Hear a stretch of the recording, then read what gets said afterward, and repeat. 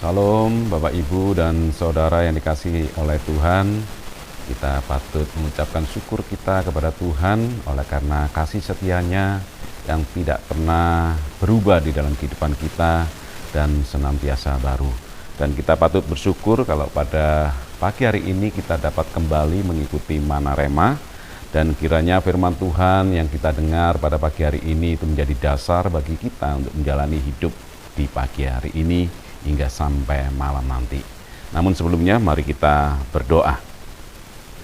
Tuhan, kami ucap syukur dan terima kasih oleh karena kasih karunia-Mu ya Tuhan yang boleh kami rasakan hingga sampai hari ini, sehingga pada pagi hari ini sebelum kami melakukan dan menjalankan aktivitas kami mendengarkan kebenaran firman-Mu.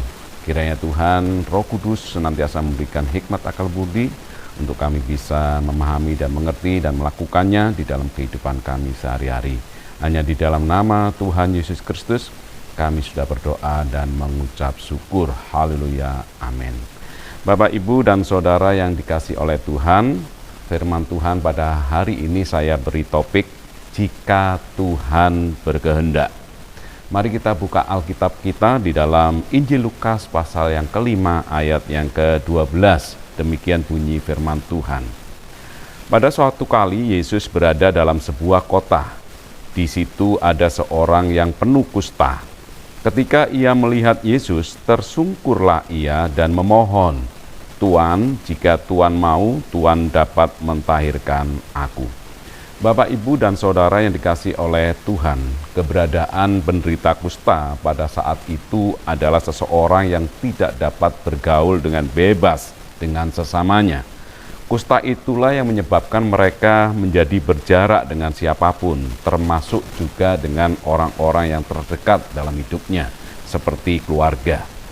Penderita kusta harus hidup terasing di suatu tempat agar jangan sampai bersentuhan dengan orang lain yang menyebabkannya menjadi najis. Penderita kusta meskipun hidup namun seolah-olah dia mati. Karena apa? Karena mereka terpisah dari komunitas di mana mereka bisa bersosialisasi.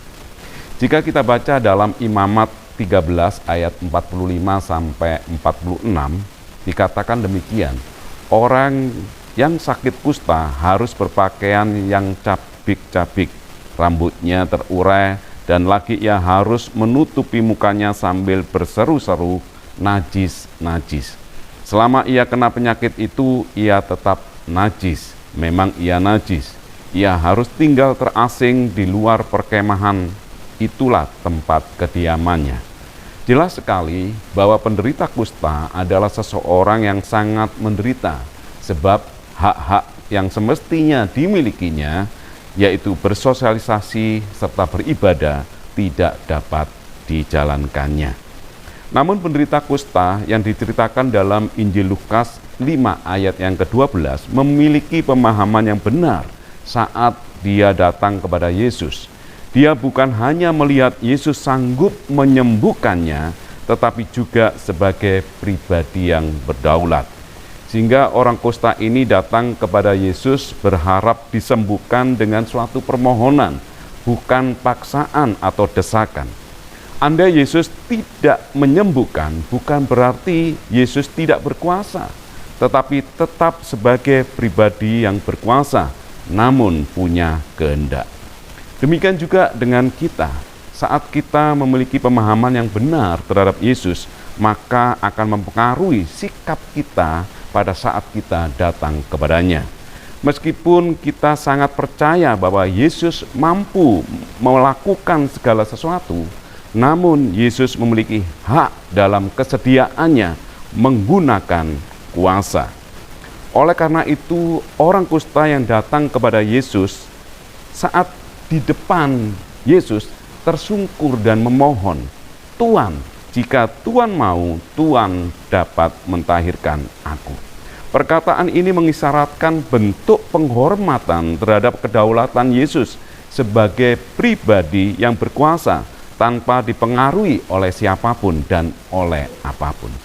Bapak, Ibu, dan Saudara yang dikasihi oleh Tuhan, sikap yang sama seharusnya juga kita miliki saat kita datang dengan permohonan kepada Tuhan. Sikap untuk tetap menghormati Tuhan Yesus sebagai pribadi yang berdaulat, yang memiliki kehendak. Kita jangan bersikap seperti orang memaksakan kehendak, berusaha menaklukkan kehendak Tuhan saat kita datang memohon kepada Tuhan. Sebab meskipun Tuhan pribadi yang berkuasa, yang sanggup melakukan segala sesuatu, namun Dia juga berkuasa dalam menggunakan kehendaknya.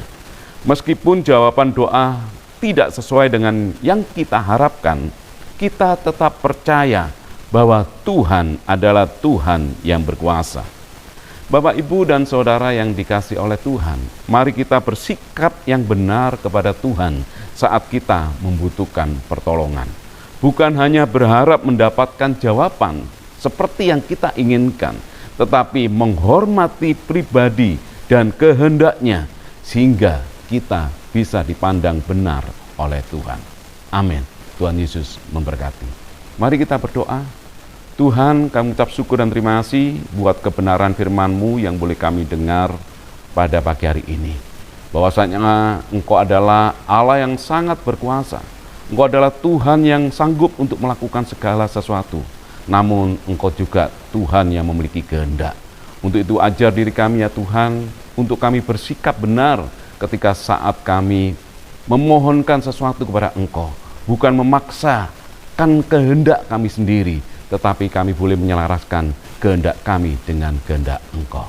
Terima kasih ya Tuhan, tanamkan kebenaran firman-Mu di dalam kehidupan kami, sehingga kami boleh menjadi pelaku-pelaku firman-Mu yang menyenangkan hati-Mu Tuhan. Terima kasih ya Tuhan, hanya di dalam nama Tuhan Yesus Kristus, kami sudah berdoa dan mengucap syukur. Haleluya. Amin.